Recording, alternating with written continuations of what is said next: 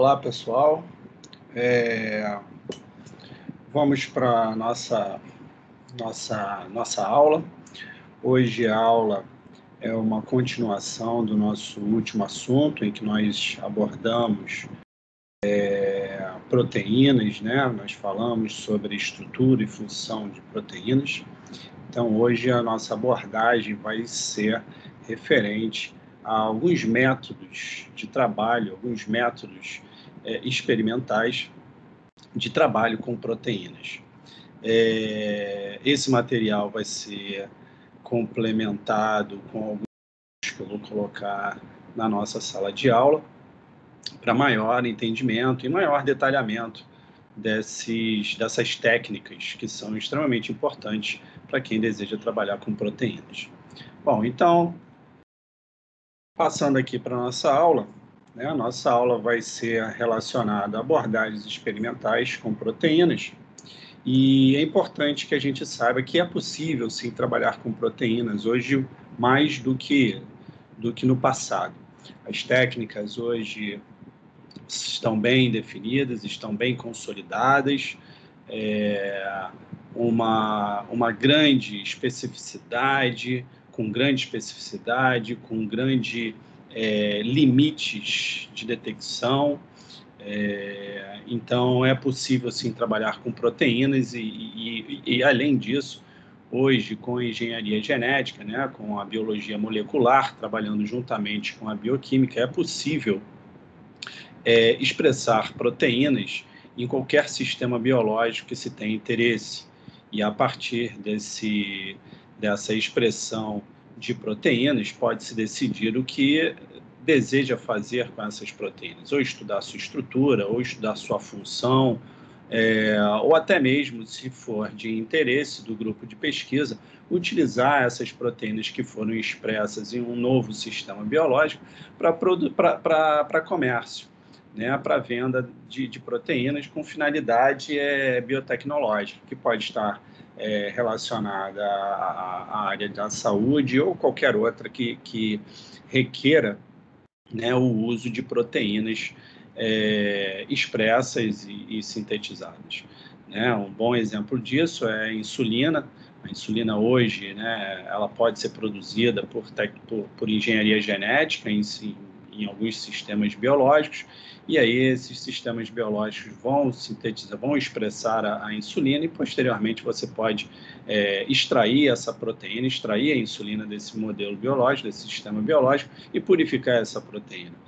A gente sabe muito bem que existem diversos sistemas biológicos que hoje em dia são bastante amigáveis para receber uma modificação genética. Então, se na década de 80 utilizava-se muito a bactéria Escherichia coli para modificação genética e expressão de proteínas, inclusive humanas, né, utilizando esse ser procariótico, hoje a gente sabe que nós podemos utilizar leveduras de panificação, Saccharomyces cerevisiae, para expressão de proteínas humanas ou qualquer outra proteína que se tenha interesse. E vou até além. Hoje a gente sabe que podemos utilizar células animais, células humanas, modificadas também geneticamente para a produção de proteínas de interesse científico, seja para estudar a estrutura ou função dessa proteína, ou até mesmo com finalidades comerciais. Bom, então, voltando para a nossa aula, é importante que a gente entenda que as proteínas são encontradas nos mais variados sistemas biológicos, né? Então, aqui nós temos 3 sistemas biológicos que eu trouxe para vocês, tá? Deixa eu só colocar nosso marcador aqui, laser, né? Então, nós temos 3 sistemas biológicos, aqui é uma placa de Petri com meio de cultura e células de levedura, né, espraiadas, né, espalhadas aqui nesse meio de cultura. Então, as células foram inoculadas nesse meio de cultura aqui, através de uma alça, né? E aí, após 24, 48, 72 horas, já é possível ver o crescimento, e a gente pode remover essas células dessa placa de meio de cultura para a gente iniciar nossas atividades, colocar no meio de cultura líquido, ou até mesmo, se for de interesse, passar a trabalhar com essas células diretamente dessa placa. Aqui é um tecido, né, não são células, na verdade são células, mas essas células elas ainda estão fixas, né, nos seus tecidos de origem, tá? E aqui nós temos uma cultura de células animais. E hoje é crescente o uso de células animais, né, inclusive células humanas, para se trabalhar com proteínas, principalmente para quem tem interesse em uso de proteínas, né, sintetizadas para finalidades comerciais. Isso porque no passado se utilizava muitas bactérias, se utilizava muito a bactéria Escherichia coli como um sistema biológico para a produção de proteínas com finalidades comerciais. Mas sabe-se que bactérias são seres patogênicos, né? E elas podem, né, durante o processo de produção da proteína e inclusive o processo de purificação da proteína, podem vir contaminantes, e esses contaminantes, sendo de uma bactéria patogênica, isso reduz muito o interesse nesse material, né? E reduz também, óbvio, né, o valor agregado desse material. Já na década de 90, né, se utilizou mais a levedura de panificação, Saccharomyces cerevisiae, para fazer essa produção e purificação de proteínas humanas com finalidades biotecnológicas, né, com finalidades comerciais. E é verdade que a levedura é um ser muito interessante para esse processo, porque ela dispõe de toda a maquinária semelhante a das células humanas, das células animais, e também, se tratando de uma levedura de panificação, Saccharomyces cerevisiae, a gente sabe que os contaminantes dessa levedura eles não serão tóxicos para os seres humanos ou para os animais que irão utilizar essa proteína purificada a partir da produção de uma produção a partir de uma produção de um sistema biológico, né, da levedura, da Saccharomyces cerevisiae. No entanto, hoje, né, sabendo que células humanas são passíveis de receber uma nova informação genética, né, de poderem ser modificadas geneticamente, elas estão ganhando muito vulto nesses processos biotecnológicos e, consequentemente, elas estão sendo empregadas para a produção de proteínas, né, de interesse biotecnológico, né, e consequentemente a pureza desse material, né, ela é muito maior do que qualquer outro material extraído e purificado de outro sistema biológico, como no caso de uma bactéria e uma levedura, né? A gente sabe que uma célula humana ela tem as proteínas, né, que são naturalmente encontradas no nosso organismo, nas nossas células. Então, eventualmente, caso uma proteína purificada venha com contaminante, esse contaminante é de origem animal ou vai ser de origem humana. Tá? Então, com relação à biotecnologia para a produção de proteínas com finalidade comercial, né, ela vem ganhando muito vulto. Inclusive, né, na Escola de Química tem professores que trabalham, né, que trabalham com produção de proteínas com finalidade biotecnológica, né, mas aí mais voltada para a produção de fármacos, biofármacos, melhor dizendo.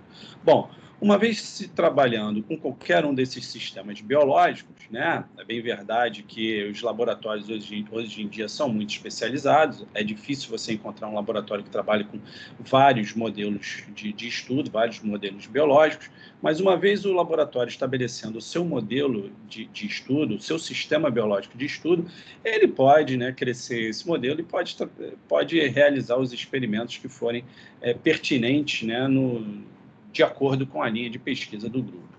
Bom, mas se existe o interesse de trabalhar com proteínas, é necessário que a partir de um desses modelos aqui biológicos, né, ou uma célula, né, de levedura, ou um tecido animal, ou uma cultura de célula humana, é necessário que a gente faça uma obtenção de extrato proteico.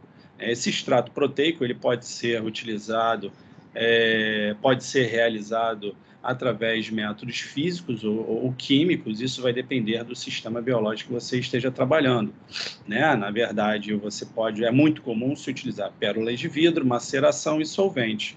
Isso se encaixa muito bem para esses 3 modelos aqui, para esses 3 sistemas biológicos que a gente tem nessas fotos aqui. Né? A gente sabe que a levedura ela possui uma parede celular muito rígida e que dificilmente com uma maceração ou com o uso de solventes, essa parede celular vai ser rompida. Então, é importante utilizar um método mais abrasivo, um método físico mais potente para que você possa romper essa parede celular, depois romper também a membrana celular e você ter o acesso, né, às proteínas intracelulares. Então, quando se trabalha com leveduras, com fungos em geral, ou até mesmo bactérias, é comum utilizar pérola de vidro, muito por conta da resistência da parede celular, que faz com que se torne mais difícil de extrair as proteínas. Então, com pérola de vidro e um vórtex, um agitador mecânico, essas pérolas de vidro vão vibrar dentro do tubo de ensaio e vão provocar, né, a ruptura dessa parede e também da membrana celular. Então, é muito comum o uso de pérola de vidro para quem trabalha, né, com bactérias ou para quem trabalha com leveduras. No caso da maceração, né, já é mais comum para quem trabalha com tecidos animais. Então, se você trabalha com um animal e você quer remover algum órgão para estudar o que um agente químico, ou o que esse órgão, né, o metabolismo, ou seja lá qual for o interesse de estudo, é necessário que a gente retire o órgão e macere esse órgão. Tá? É bem verdade que a maceração é juntamente com o solvente, né, para que esse solvente, à medida que você vai macerando e você vai desprendendo as células desse tecido, esse solvente vai já agindo nas células e vai, por uma questão de osmolaridade, vai provocando a ruptura dessas células. A gente sabe que as células, né, animais, as células humanas, elas são muito sensíveis a solventes químicos, né, ou até mesmo a soluções tampão, né, soluções de sal, soluções salinas. Então, dependendo da concentração de sal da tua solução, você tem uma facilidade maior ou menor de ruptura da membrana celular, né, dessas células.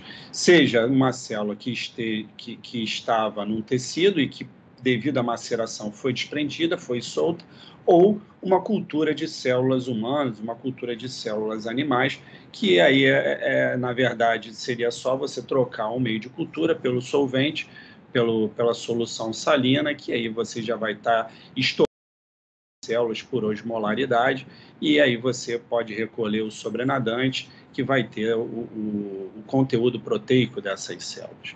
Então, a obtenção do extrato proteico vai depender do quê? Do sistema biológico que você vai estar trabalhando.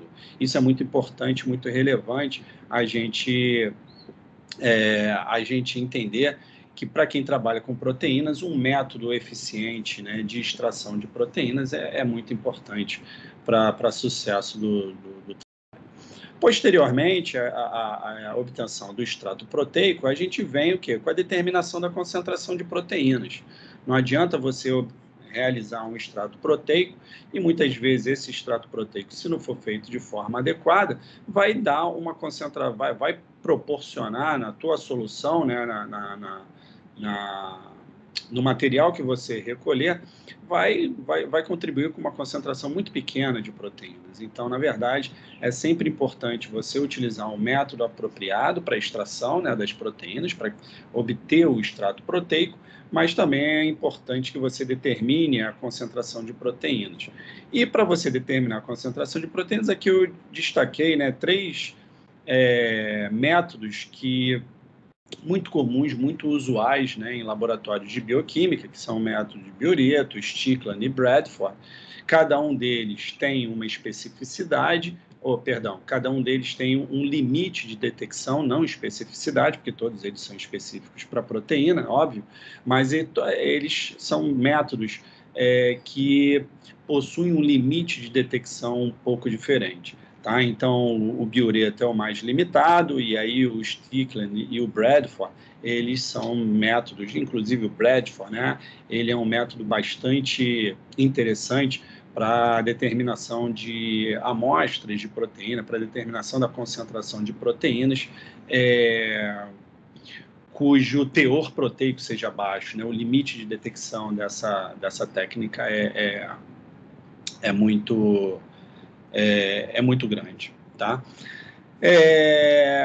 Cada um desses métodos vai ter sua base teórica, né? Se a gente pegar aqui o Biureto e o Stickland, né? Principalmente esses que são mais usuais em laboratórios, eles são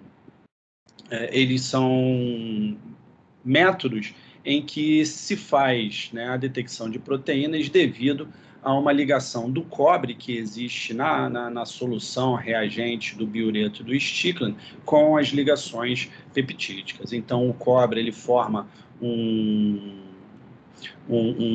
composto de coordenação, né, um ambiente de coordenação com a ligação peptídica, e certamente quanto mais proteína na sua amostra, mais coordenação com o cobre do reagente de Biureto e Stickland vai existir. Então a coloração vai ser uma coloração mais forte, né, um azul mais forte, que é característico do cobre, tá? Que está presente nessas soluções aí de Biureto e de Stickland.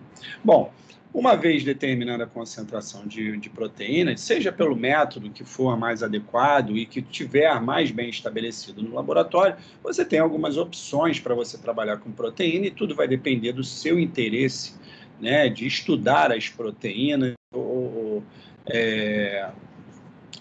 que foram produzidas, né, no teu sistema biológico. Então, você pode dosar a atividade das enzimas, dosar a atividade enzimática de uma enzima especificamente, ou várias enzimas, né? Se você tiver interesse em estudar diversas enzimas nesse teu extrato proteico. Você também pode, se tiver interesse, você pode purificar as proteínas, né? Ou purificar uma determinada proteína, né, utilizando técnicas cromatográficas, ou se você tiver um interesse, você pode também fazer simplesmente a identificação de proteínas no teu extrato, na tua amostra, né, que foi extraída das células. Então, tudo vai depender do interesse que você tem, né, em trabalhar com proteínas. Se você quer avaliar se uma enzima está mais ativa ou não, né, em condições distintas, basicamente você vai obter o extrato bruto, determinar a concentração de proteínas e posteriormente vai realizar a dosagem enzimática. E aí você vai saber se da condição A para a condição B você teve um aumento da atividade ou uma diminuição da atividade dessa enzima, tá? Se você quer utilizar a proteína para um trabalho mais refinado, né, para você investigar a estrutura, a função, a interação dessa proteína com algum outro ligante, com alguma outra biomolécula, é interessante você ter a tua proteína pura. Então, você, através de técnicas de cromatografia, você consegue purificar as proteínas. É bem verdade que hoje, antigamente, a purificação de proteínas eram métodos muito laboriosos, e ainda são laboriosos, mas hoje com o avanço das técnicas de biologia molecular, é possível você expressar proteínas de interesses em sistemas biológicos, marcadas com um tag que nós chamamos, ou com uma cauda, que facilita na hora da purificação, porque esse tag vai ser o quê? A parte da tua purificação, a parte da tua construção, né, que vai ter a proteína, mais esse tag, mais essa cauda, que vai favorecer o quê? A ligação dessa tua proteína a uma determinada resina cromatográfica, tá? Então, se torna mais fácil, né, purificar proteínas hoje em dia do que no passado, né? Isso muito por conta do quê? Do avanço das técnicas de biologia molecular. Outra possibilidade que você tem é somente identificar. Eu quero ver se a proteína Z apareceu na condição B, né? Na condição que eu tratei as células, né? Que eu transferi as células de uma condição A para a condição B, e eu quero ver se na condição B uma determinada proteína foi expressa na célula.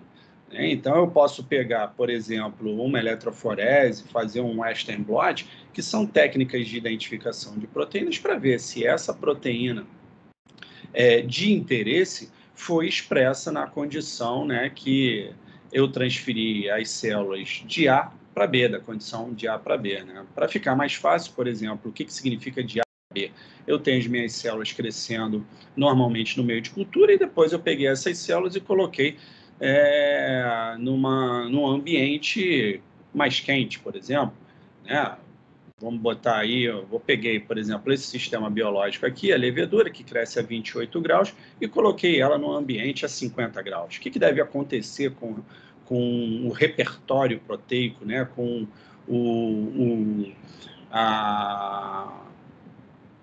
que deve acontecer aí com as proteínas dessas células? Será que seriam sintetizadas novas proteínas? Será que algumas proteínas deixariam de ser sintetizadas, né, dessa transferência, né, da levedura de uma condição ótima de crescimento a 28 graus para uma condição estressante, né, por um choque térmico, que é a temperatura de 50 graus? O que aconteceria? Será que existiriam, né, proteínas que iriam ser mais expressas nessa condição? Será que eu encontraria novas proteínas? Então, para isso, eu posso utilizar técnicas de identificação, como, por exemplo, a eletroforese 1D, que essa não é tão, né, específica, não é tão eficaz, mas aí já temos aqui a eletroforese 2D, o Western blot e proteômica, né, que seriam capazes de identificar a proteína que você tem interesse. Óbvio que em algumas condições aqui você pode utilizar ainda um anticorpo específica para marcar a tua proteína-alvo.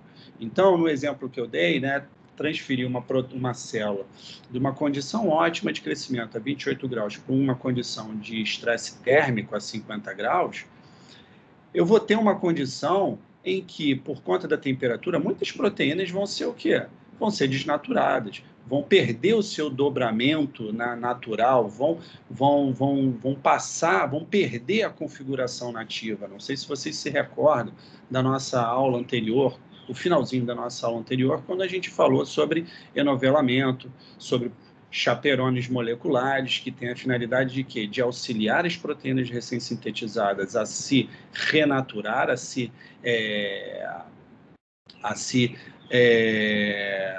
a obter a sua conformação nativa, mas que também essas chaperonas podem pegar proteínas mal dobradas, mal enoveladas, né, ou desenoveladas, né, proteínas que perderam a sua configuração nativa, conformação nativa, elas podem remodelar essas proteínas, podem auxiliar na remodelação dessas proteínas. Então, por exemplo, numa condição em que eu estou expondo as células a altas temperaturas, eu vou ter uma quantidade grande de proteínas desnaturadas. E aí, será que uma proteína chaperone poderia ser sintetizada nessa condição?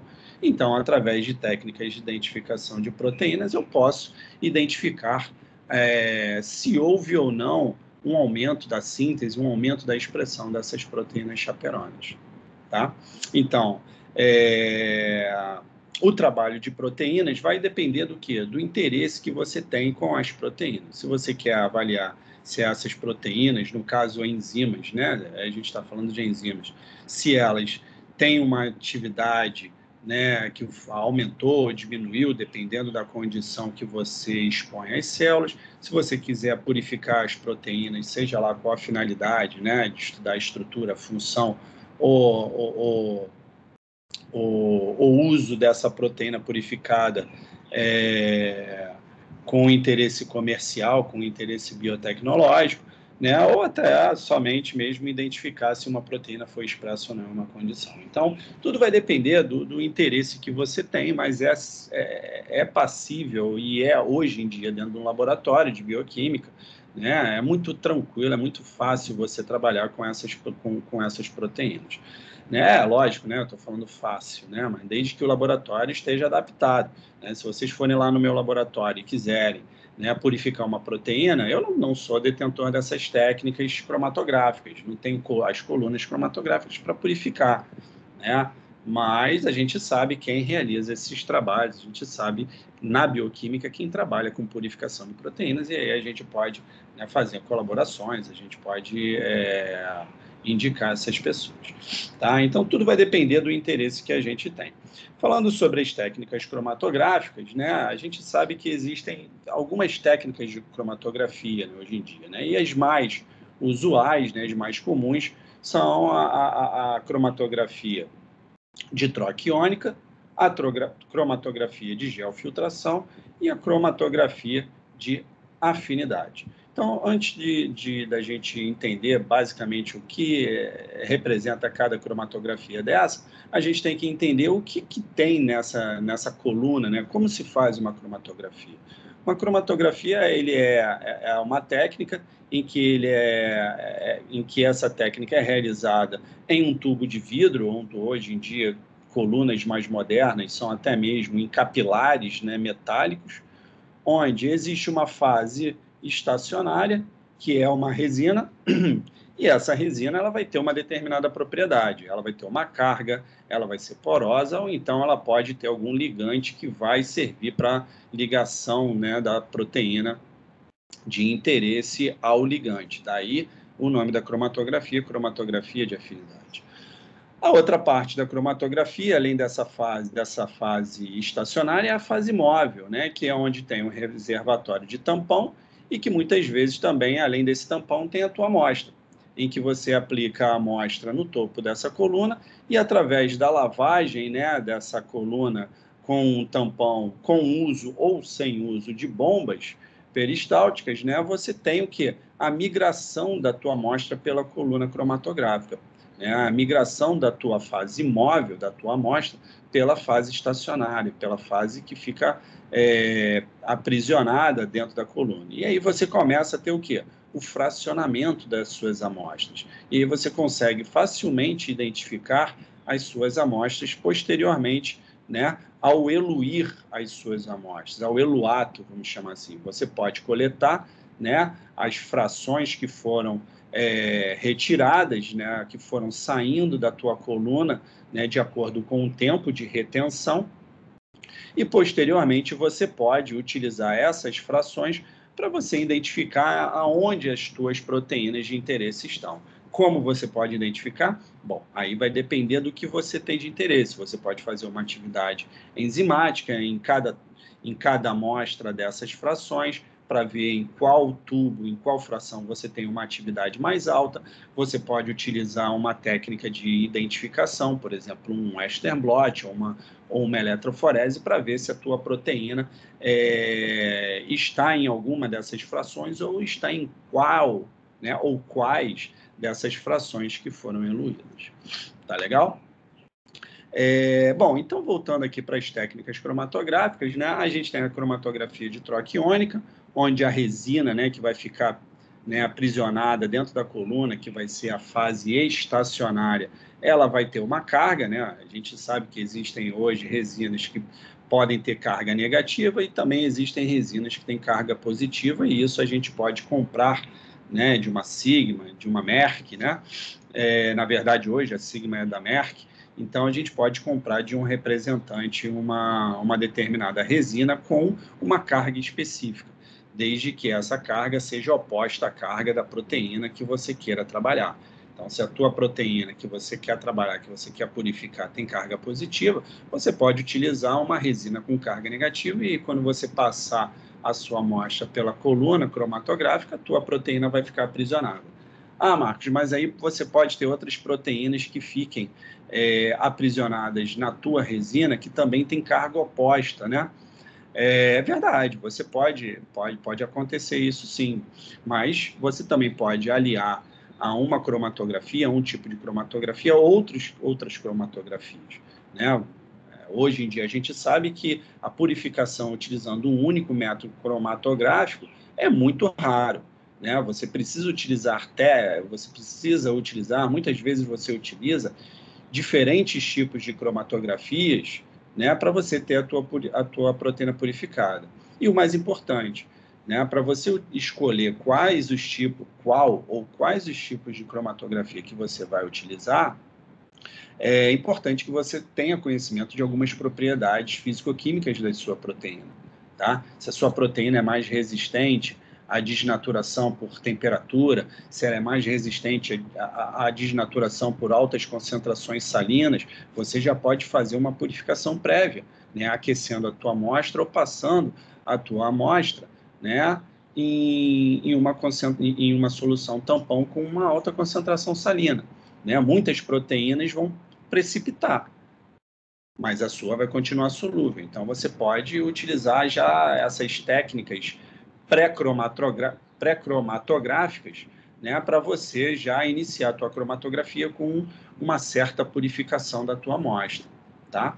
Mas, de qualquer forma, né, como você trabalha com um tipo de cromatografia, sim, pode existir a possibilidade, né, de outras proteínas ficarem ligadas à sua resina, tá? E aí é interessante você utilizar, como eu falei, outras técnicas cromatográficas, aliar, né, combinar outras técnicas cromatográficas, tá? Bom, uma outra técnica de cromatografia é a cromatografia de geofiltração. Você tem a tua resina, né, da fase estacionária, que fica dentro da coluna, são resinas, são esferas que têm poros em seu interior. Então, na verdade, as proteínas menores, elas vão permanecer mais tempo na tua coluna. Por quê? Porque elas vão ter um percurso maior, né? Elas vão entrar nesses canalículos, né? Nesses canais, nesses poros da resina, e aí vão permanecer mais tempo dentro da tua coluna. Por outro lado, as proteínas maiores, elas não vão conseguir entrar e vão, né, ser retiradas, vão ser removidas, vão ser eluídas mais rapidamente. Então, nesse tipo de cromatografia, as proteínas menores ficam mais tempo retidas e as proteínas maiores, elas são eluídas mais rapidamente. E um outro tipo de cromatografia que é muito utilizado é a cromatografia de afinidade, em que a sua resina, ela tem um ligante e esse ligante ele é alvo de interação para alguma proteína que está na tua amostra, né, que você quer purificar. Então, na verdade, o que acontece? A tua proteína reconhece esse ligante, se liga a esse ligante, né, e aí as outras proteínas que não tiverem afinidade, elas vão ser eluídas mais rapidamente e, posteriormente, você pode, né, remover, né, você pode eluir a tua proteína de interesse. Ah, Marcos, como é que eu vou eluir a minha proteína que está ligada a um ligante, né, da resina? É importante que a gente entenda que essas interações aí, que, por exemplo, no caso aqui da cromatografia iônica e da cromatografia de afinidade, essas interações são não covalentes. Então, por exemplo, se você aqui, né, na cromatografia de troca iônica, você, né, passar a tua amostra com uma solução tampão, né, aí a tua amostra vai ficar presa na resina por conta, né, de interações eletrostáticas. Se você, posteriormente, você lava a tua resina, lava a tua coluna com uma solução tampão com um diferente pH, tá? Você pode provocar a dissolução, né, a dissociação da tua proteína da resina, ok? A mesma coisa aqui na cromatografia de afinidade. Se você sabe que a tua proteína tem afinidade ao ligante por uma interação eletrostática, tá? Você pode utilizar uma solução de lavagem, tá? Com um pH distinto, com um pH diferente, com uma variação de pH, e, consequentemente, você vai ter o quê? A tua proteína se soltando da resina e você vai eluir, né, a tua proteína, e é óbvio que no final do processo cromatográfico você tem que avaliar em qual ou em quais frações, né, as suas proteínas se encontram, ok? Bom, aqui nós temos uma tabela de purificação de uma enzima hipotética, só para a gente ter uma noção, né, do volume que a gente trabalha, da quantidade total de proteína, da atividade em unidades, né, que é a forma da gente detectar a atividade de uma enzima. Né, no caso aqui, a purificação de uma enzima, então a gente pode detectar a purificação através da atividade e a atividade específica, né, que é unidade por miligrama de proteína que você tem na tua amostra. Então, notem que quando você você usa o extrato bruto, né, você parte de um volume muito grande, tá? Você tem uma quantidade enorme de proteína, você tem uma atividade enorme também, mas a atividade específica da proteína que você quer purificar é muito baixa. Então, isso mostra o quão baixo é o processo, né, de purificação se somente você utilizasse, né, o extrato bruto, né, para extrair uma determinada proteína de interesse. Uma forma que eu já tinha dito também para vocês é, por exemplo, você utilizar um tratamento, né, físico, no caso, o aumento de temperatura, ou químico, né, como uma precipitação com sulfato de amônio. Você tem uma solução com um sal, né, e aí as proteínas que não forem solúveis nessa concentração salina, elas vão precipitar, elas vão desnaturar e precipitar. Se a sua proteína ela for resistente a essa concentração de sal que você estiver aplicando à sua amostra, ela vai permanecer solúvel e aí você pode coletar esse material, tá? Então, notem que você diminui muito o volume, a quantidade de proteína diminui, a atividade continua alta, mas a atividade específica aqui você já tem um aumento aí de 3,2 vezes. Aí você passa a utilizar uma cromatografia de troca iônica, você diminui ainda mais o volume, você diminui mais também a quantidade de proteína total, a atividade diminui, né, porque você tem perda aí. No entanto, a atividade específica, você tem perda de proteína, mas a atividade específica, né, aumenta. Então, mostra que essa purificação de uma enzima hipotética, utilizando essas 3 técnicas aqui, né, está levando ao aumento do quê? Da purificação da tua proteína, tá? Bom, depois nessa tabela de purificação é realizada uma cromatografia de geofiltração, né, ou de exclusão por tamanho, e cromatografia de afinidade, por último, né? E aí a gente vem logo aqui no final e a gente vê que diminui muito o volume, né, de 1 litro, né, você passa a ter 6 ml, a quantidade de proteína total você diminui absurdamente, a quantidade de atividade, né, de unidades, você também diminui, porque ao longo desse processo você tem alguma perda, né? Mas quando você faz a determinação da atividade específica da tua proteína de interesse, você vê que essa tua proteína ela está presente em muito mais quantidade do que qualquer outra proteína existente na tua preparação, tá? E aí você nota aqui que você teve o quê? Um aumento da purificação. Mas aí eu lanço a pergunta: será que nesse processo de purificação aqui, de realização do extrato e precipitação de sulfato de amônio e combinação dessas cromatografias, será que ela foi capaz de deixar a sua amostra pura, né, da proteína que você tem interesse? Quando você avalia por dosagem enzimática, quantidade de proteína em dosagem enzimática, você não tem certeza se existe alguma outra proteína que possa estar ainda lá, né, sendo um contaminante da sua purificação, tá? Mas assim, esse quadro aqui mostra que através da determinação da atividade enzimática é possível você monitorar a eficácia do teu processo de purificação. Mas isso não significa que você vai ter a sua proteína pura, isolada, sem nenhum contaminante. Tá legal? Para isso, você precisa de técnicas, né, de visualização, de identificação. E aí a gente começa aqui com a eletroforese, né, uma eletroforese unidimensional, uma SDS-PAGE, né, onde o gel é construído dentro de um cassete, né, de vidro. Então, aqui são 2 placas de vidro. No meio dessa placa de vidro, a gente prepara um gel, né, como se fosse uma gelatina mesmo, né, para quem já fez gelatina em casa. Um gel de eletroforese é muito parecido com uma gelatina, tá? Você tem, né, a marcação dos seus poços com alguns pentes, né? E aí você aplica a tua proteína, né, a tua amostra, na parte superior da tua eletroforese. E aí, você tendo a tua proteína aplicada no topo do seu cassete de eletroforese, você aplica uma carga negativa no topo e uma carga positiva na base para criar um campo elétrico, né? De forma que as suas proteínas que estão no topo, elas migrem do polo negativo para o polo positivo. Mas isso significa o quê? que para essas proteínas migrarem do polo negativo para o polo positivo, é necessário que todas as proteínas elas tenham o quê? A mesma carga negativa.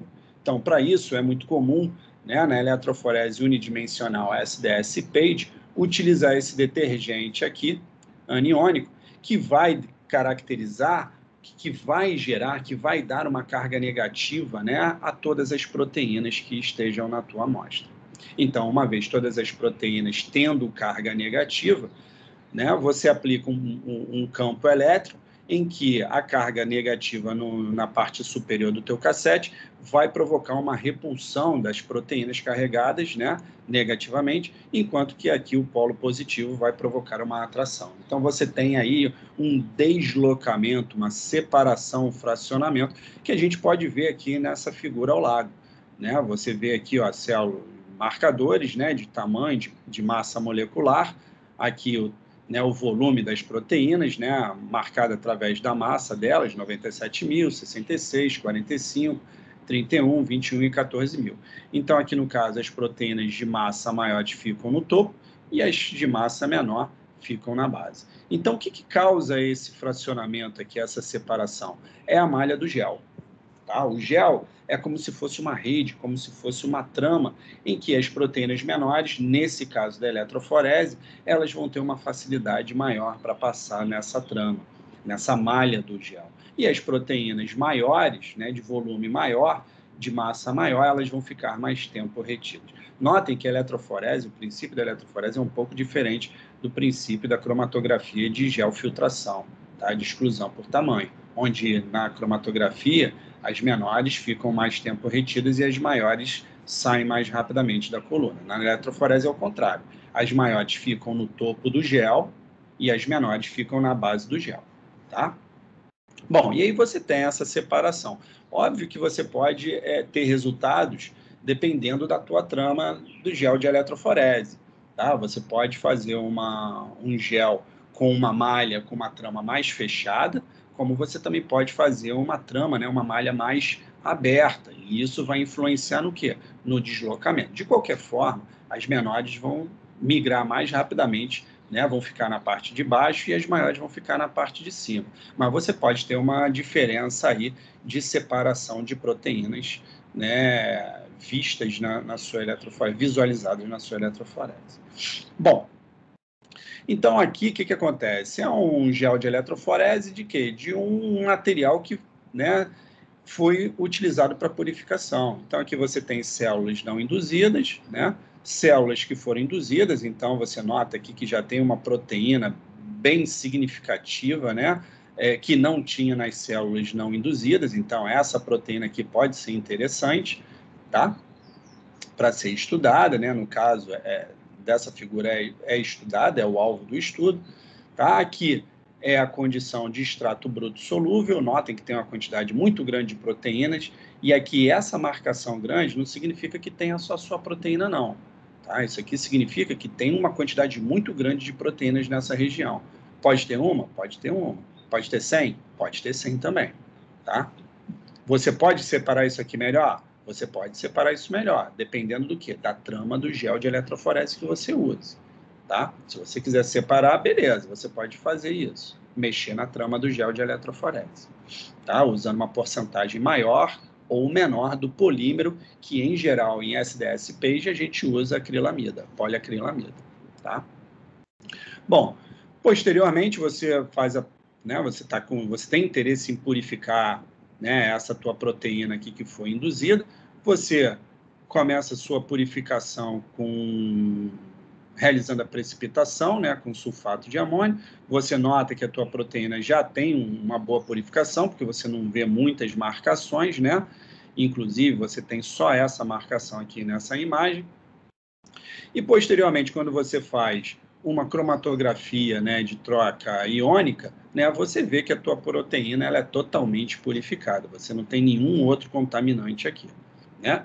Ao menos, ao que parece, você não tem nenhum outro contaminante ao longo do teu gel de eletroforese. Mas isso também não significa que aqui nessa marcação tenha mais de uma proteína. Ah, Marcos, como é que eu vou saber se tem alguma outra proteína aí? Tem como saber. Tem como saber. tá? Você, como eu falei, você pode utilizar uma trama diferente, né, uma porcentagem diferente do teu polímero para deixar a malha mais fechada ou mais aberta, e aí com isso você pode conseguir sim ver alguma diferença aí de separação da tua amostra. Ou, se você quiser, você pode utilizar outras técnicas de identificação que já utilizam, né, anticorpos, e aí esses anticorpos eles vão reconhecer a tua proteína de interesse especificamente, e aí não tem como você negar se existe outra ou não proteína. Você pode, né, utilizar essa possibilidade aí, tá? E aqui você tem a tua proteína purificada, pronta, né, para uso, tá? Bom, como eu falei para vocês, né, nessas marcações aqui podem existir mais de uma proteína, né? Então, como eu falei também, existem outras técnicas que você pode utilizar, né, combinadas com eletroforese e com as suas técnicas de cromatografia para você determinar se a tua proteína, se o teu produto de interesse está puro realmente, está purificado. Então, uma técnica muito interessante é o uso da eletroforese bidimensional, em que você faz uma separação através da focalização isoelétrica, em que se utiliza o ponto isoelétrico da proteína, né, como fator para separação, e posteriormente você faz uma eletroforese, né, convencional, como por exemplo a anterior, em que você vai separar o quê? Né, as proteínas por volume, né, as proteínas por massa. Né? Como funciona isso? E por isso que essa técnica é chamada de quê? Eletroforese 2D, eletroforese bidimensional. Você faz uma separação, né, através do PI, né, da tua proteína. Você tem aqui um strip, né, você tem uma fita que é um gel, e nessa fita de gel, né, você tem uma variação de pH dentro dessa fita aqui, do comprimento dessa fita, você tem um gradiente de pH. Então, dessa fita aqui, por exemplo, o gradiente de pH vai de pH 9 a pH 3. Então, quando você aplica a tua proteína vai começar, ela vai migrar ao longo da sua fita de gel até ela atingir o quê? O PI dela. O PI é nada mais nada menos do que o ponto isoelétrico da proteína, onde a proteína tem carga residual igual a zero, né? Então, sabendo disso, você pode revelar essa fita, você pode corar essa fita para você ver a marcação, né? Para você ver se a tua preparação tem mais de uma proteína ou não. Por exemplo, você pode pegar, essa proteína purificada está realmente purificada? Bom, se ela está purificada, ela vai ter uma única proteína. E essa única proteína vai ter o quê? Um único PI. Aí você utiliza a focalização isoelétrica, você faz a separação aqui, o fracionamento, e aí se você tiver uma única marcação, sim, a tua proteína estava purificada. Tá? Por quê? Você identificou uma única proteína com o mesmo PI. E não existe proteínas com o mesmo PI. Pode existir PIs próximos, mas o mesmo PI não.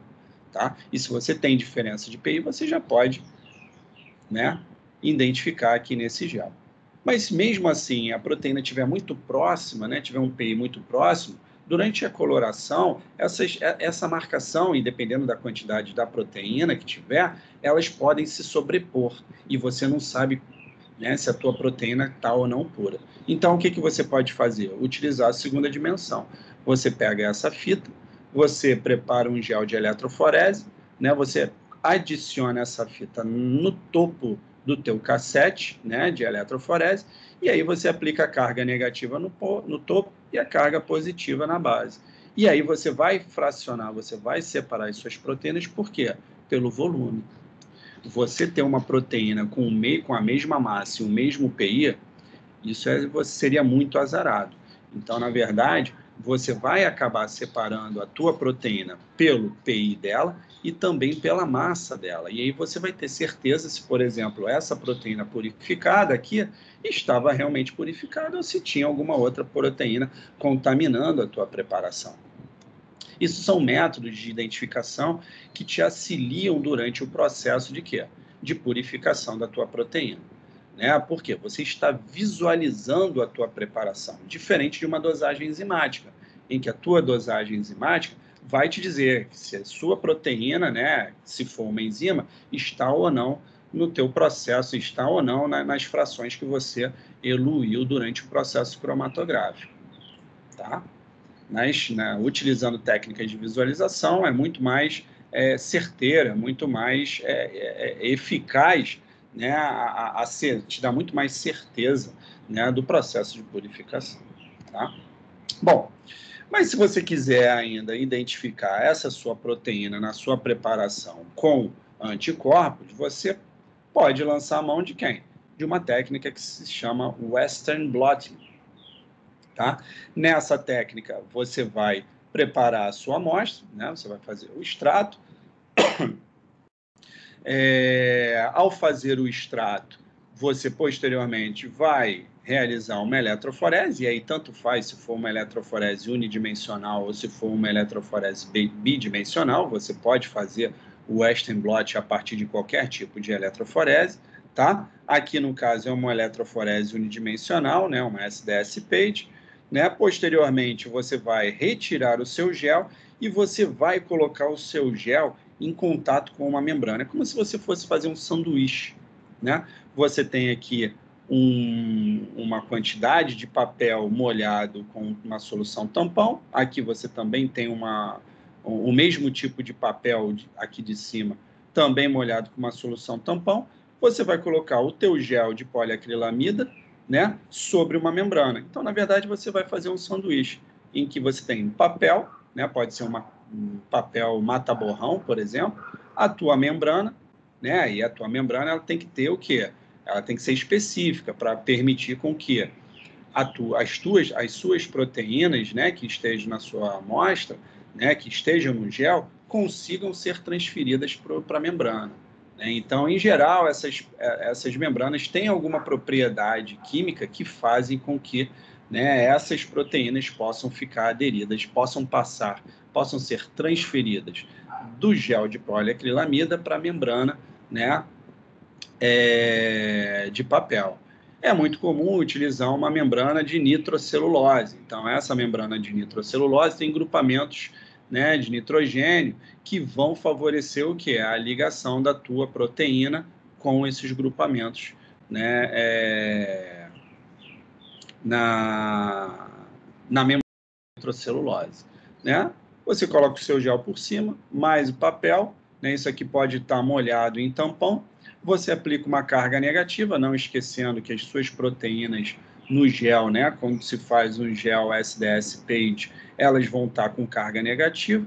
Quando você aplica essa carga negativa no topo e positiva na base, o que você tem? Você tem a transferência das proteínas que estavam no gel para a membrana. E aí você tendo essa membrana, é um pedacinho de papel, como se fosse uma membrana de papel, né, um pedaço de papel, você pode incubar com um anticorpo primário, específico para a tua proteína, e posteriormente um anticorpo secundário.